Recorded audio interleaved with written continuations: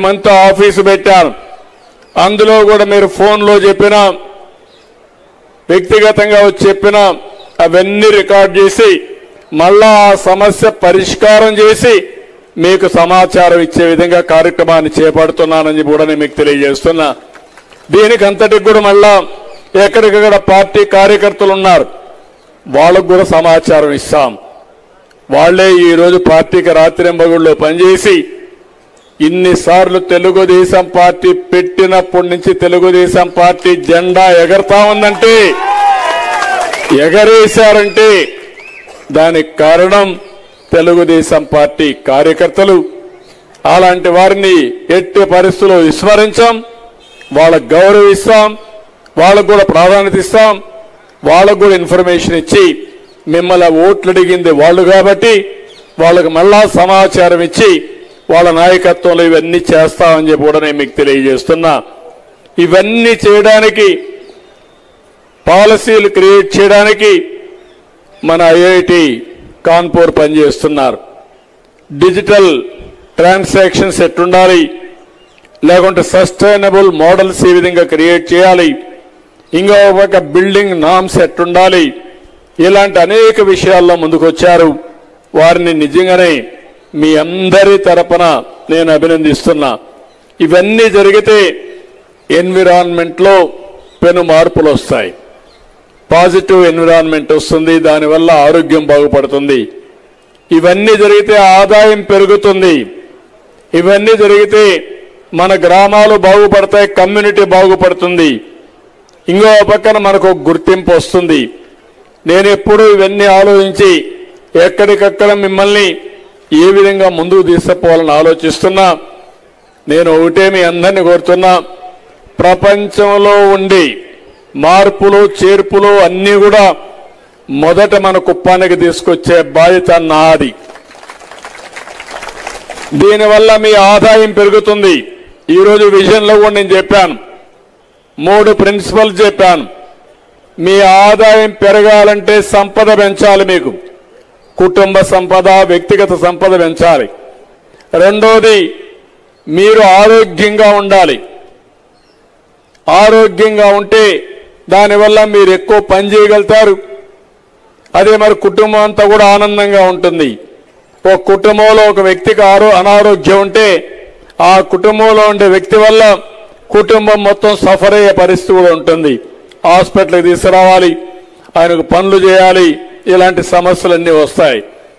అదే సమయంలో నేను ఒకటి ఆలోచిస్తున్నాను, ఈరోజు మనకు వచ్చే సమస్యలన్నీ కూడా మనం తాగే నీళ్ల వల్ల ఈ సమస్యలు వస్తాయి, మనం తినే తిండి వల్ల వస్తాయి, మనం ఉండే పరిసరాల వల్ల వస్తాయి.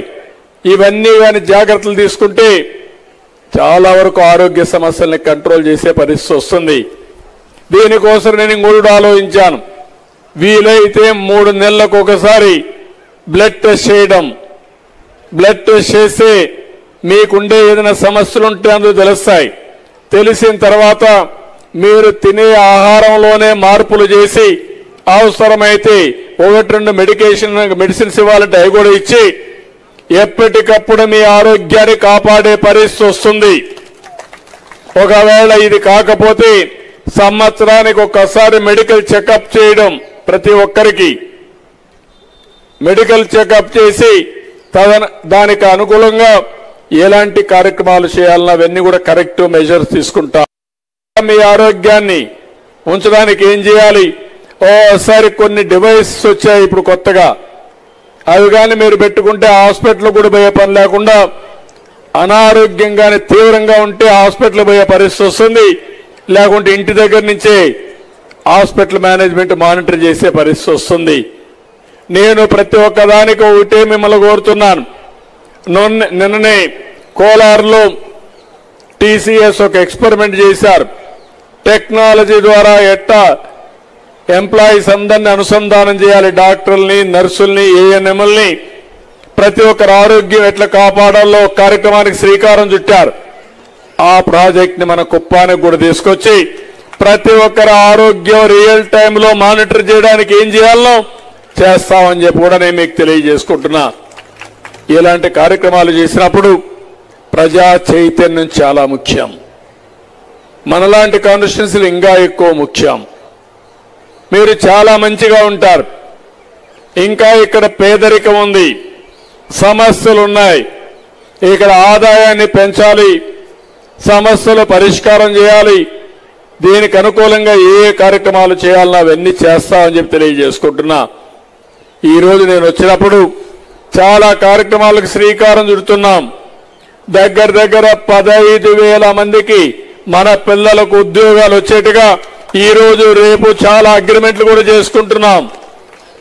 ఇంకో పక్కన జీరో వేస్ట్ కింద ఐఐటి కాన్పూర్తో అగ్రిమెంట్ చేసుకున్నాం. ఇప్పుడే ఇంకొక అగ్రిమెంట్ చూస్తే ఏదైతే నేచురల్ ఫార్మింగ్ కింద మనం పండించే పంట కూడా కొని దాన్ని కూడా మళ్ళా టెస్టింగ్ కూడా చేసి దానికి లేబుల్ కూడా ఇచ్చి ఆర్గానిక్ ప్రోడక్ట్ కింద వాళ్లే మార్కెట్ చేసే విధంగా ఇలాంటి వినూత్నమైన కార్యక్రమాలు చేసి ఏ పంట పండిస్తే మీకు ఆదాయం వస్తుంది, అదే మరి పంట పండించినప్పుడు ట్రేసబిలిటీ అంటే ఏ పొలాల్లో పండించింది, ఏ రైతు పండించారో దానికి చరిత్ర రాస్తే దాంట్లో ఏ ఎరువు వేయకుండా పండించామని చెప్పగలిగితే దానికి ఎక్కువ ఆదాయం వస్తుంది. అలాంటి విషయాలన్నీ శ్రీకారం చుడుతున్నాం. ఇంకొకటే చెప్తున్నా, కుప్పానికి రాబోయే రోజుల్లో అన్ని మంచి రోజులే ఉండాలని మనస్ఫూర్తిగా ఆకాంక్షిస్తున్నా. ఈ సంవత్సరం కొంత ఇబ్బందులు వచ్చాయి. భవిష్యత్తులో ఆ ఇబ్బందులు కూడా రాకుండా నేరుగా గండికోట నుంచి నీళ్లు తీసుకొచ్చి ఇంటింటికి ట్యాప్ ద్వారా నీళ్లు ఇచ్చే కార్యక్రమానికి కూడా శ్రీకారం చుడుతున్నాం. ఒకప్పుడు ఎన్టీఆర్ జలశ్రీ పెట్టాం, 2 రూపాయలకి 20 లీటర్లు నీళ్లు ఇచ్చాం, మినరల్ వాటర్ ఇచ్చాం. కానీ ఈరోజు మళ్ళీ ఓసారి వర్షాలు పడకపోతే నీటి ఎద్దడి వస్తే బోర్లు ఎండిపోతున్నాయి, నీళ్లు లేకుండా పోయే పరిస్థితి వస్తుంది. దీనికోసం నేను ఆలోచించింది శాశ్వతంగా పరిష్కారం చేయాలని. గండికోటలో ఎప్పుడు నీళ్లుంటాయి, అక్కడి నుంచి తీసుకొచ్చి ఈ ప్రాంతానికంతా నీళ్లు ట్యాప్ ద్వారా ప్రతి ఒక్క ఇంటికి నీళ్లు ఇచ్చే బాధ్యత తీసుకుంటామని మరొక్కసారి మీ అందరికీ హామీ ఇస్తున్నా. ఇవన్నీ కూడా ఈ సంవత్సరం నుంచే ప్రారంభిస్తాం.